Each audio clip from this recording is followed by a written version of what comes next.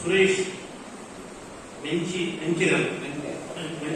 ಹಾಗೂ ಉಪಾಧ್ಯಕ್ಷರಾಗಿ ಗೋಪಾಲ್ ಕೋಟೆ ಬಫರ್ದು ಸಮಸ್ಯೆ ಇಲ್ಲ. ಅದೇ ರೀತಿ ಡಿ ವರ್ಗದ ನೌಕರರಿಗೆ EFPF ಮದ್ದನ್ನು ಕೊಡ್ತಿರ್ಲಿಲ್ಲ ನೌಕರರು. ಸುಮಾರು 800 ಕೋಟಿ ರೂಪಾಯಿ ಹಿಂದನ್ನು 10 ವರ್ಷದಿಂದ ಒಂದು ಸಂಬಂಧವನ್ನು ಮಾಡಿ ಮಾಹಿತಿ ಸೇವಾ ಸಮಿತಿಯನ್ನು ಇಡೀ ದೇಶಕ್ಕೆ ಒಂದು ಹೆಸರು ತರುವಂತೆ ಮಾಡಿದ ನೀವು ಪತ್ರಕರ್ತರು. ನಾನು ಏನು ಮಾಡಿದೆ ಅಂತ ನಾನು ಹೇಳಬೇಕಾಗಿಲ್ಲ. ಪ್ರತಿಯೊಂದು ಪತ್ರಕರ್ತ ರಿಪೋರ್ಟರ್ ಗೊತ್ತು. ಭ್ರಷ್ಟಾಚಾರ ಮುಕ್ತ ಮಾಡಬೇಕಂತ ಹೊರಟಿದೆ. ಇಲ್ಲಿ ನನ್ನ ಹತ್ರ ಬಂದ ಒಂದೇ ಒಂದು ಕೇಸ್ ಅಂದ್ರೆ Ravindra cooperative multipurpose cooperative society.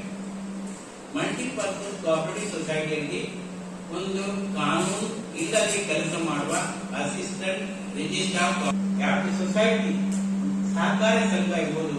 ಕರ್ನಾಟಕದಲ್ಲಿ ಆದದಲ್ಲ, ಇದು ಮಹಾರಾಷ್ಟ್ರದಲ್ಲಿ ಬಿಜೆಪಿ ಅದು ಎಲ್ಲಾ ಕಡೆ ಹೋಗಿದೆ. ಸಹಕಾರ ಸಂಘ ಮಾಡೋದಂದ್ರೆ ಬಡ ಜನರಿಗೆ ಸಹಾಯ ಮಾಡುತ್ತಾರೆ. ಅಂದ್ರೆ ನೋಡಿ, ಬ್ಯಾಂಕಿಗೆ ಹೋಗಬೇಕಾದ್ರೆ ಎಲ್ಲಾ ಹೋಟೆಲ್ ವರ್ಗರಿಗೆ ಲೋನ್ ಕೊಟ್ಟಿದೆ. ನಮ್ಮ ಉದ್ದೇಶ ಏನಂದ್ರೆ ಆ ಕಾಲದಲ್ಲಿ ಬ್ಯಾಂಕಿಗೆ ಹೋದ್ರೆ ಯಾರು ಹಣ ಕೊಡ್ತಿರ್ಲಿಲ್ಲ. ಅದಕ್ಕಾಗಿ ಇದನ್ನು ಮಾಡಿ ಹೌಸಿಂಗ್ ಸೊಸೈಟಿಯು ಹಾಗೆ ಅಂದ್ರೆ ಎಲ್ಲರೂ ಒಟ್ಟಾಗಿ ಹಣ ಮಾಡಿ ಹೌಸಿಂಗ್ ಸೊಸೈಟಿ ಮಾಡ್ತಾರೆ. ಕರ್ನಾಟಕದಲ್ಲಿ ಶುರುವಾಯಿತು.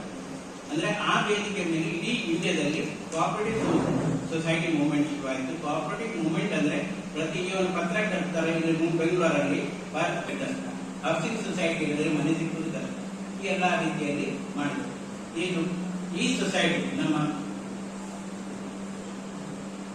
ರವೀಂದ್ರ ನಿರುದ್ಯೋಗ ಸೊಸೈಟಿಯನ್ನು ಮಿಸ್ಟರ್ ರವೀಂದ್ರ ಅವರು ಒಂದು ಬಡ ಫಾರ್ಮರ ಮಗ.